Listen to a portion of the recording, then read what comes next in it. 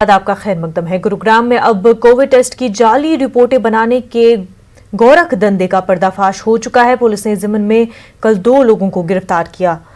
Drug controller officer के मुताबिक कुछ लोग यहां से जाली नेगेटिव रिपोर्ट लेकर अमेरिका भी जा चुके हैं और कुछ ने दफ्तर से छुट्टी लेने के लिए इसी सेंटर से पॉजिटिव रिपोर्ट भी हासिल की है।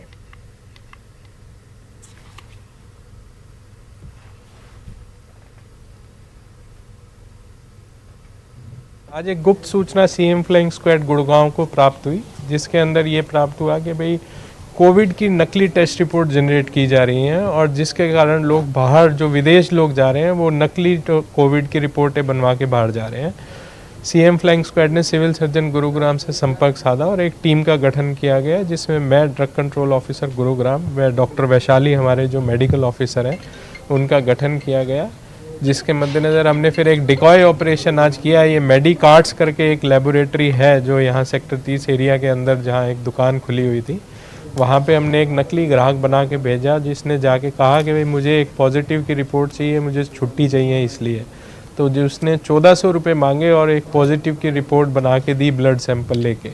तो जब हमने इसको इन्वेस्टिगेट किया तो हमें पता चला कि यहाँ से ये लोग पॉजिटिव रिपोर्ट चाहिए तो पॉजिटिव, नेगेटिव रिपोर्ट चाहिए तो नेगेटिव। दिल्ली की एक लैब है डायनेक्स लैब, जिसकी ये रिपोर्ट नकली बना कर दिया करते थे।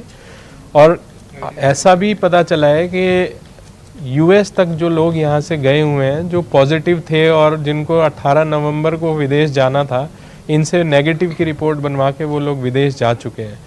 तो इस तरीके की अभी इन्वेस्टिगेशन हम इनसे और पूछताछ करेंगे, आगे जांच की जा रही है।